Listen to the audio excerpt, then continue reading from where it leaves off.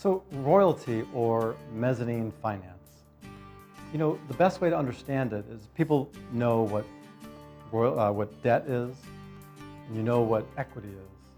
And really, royalty or mezzanine finance fits in between. It's sort of a hybrid. It has elements of both debt and equity. Like debt, royalty is paid out of cash flow and over time. But it's also similar to equity in that the amount of the debt that's paid every month is based on the performance of the company. You don't know up front exactly how much that payment's going to be. It aligns with the performance of the company. The better the company does, the larger the payment. So it's similar to equity in that way. So really it's a hybrid, and royalty is a tool that can be used. It's not better or worse than debt or equity. It is different. And one of the advantages is that as a company, if you're looking to grow and you're not interested in selling in the next 3 to 5 years, equity may not be the right match. And this is a way of raising some growth capital that's risk tolerant.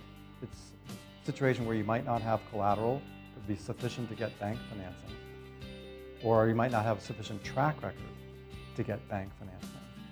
But you're not interested in or don't have the plan to sell your business in the next 3 to 5 years. Or the size of the upside when you do sell isn't large enough to attract an equity investor. That doesn't mean that it's not a good business with a strong growth proposition. So we at the Community Loan Fund understood that there are good businesses here in New Hampshire, who sometimes get stuck and they hear from their bank that it's too much risk. They're not able to provide them the sufficient growth capital, but yet they're not interested in equity. And we don't want that to be the end of the conversation.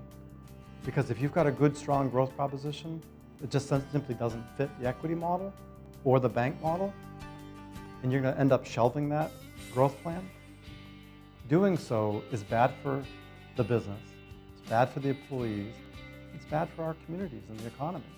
So we thought that by adding an additional choice, it improves the probability that we can get the right capital to the right business at the right time.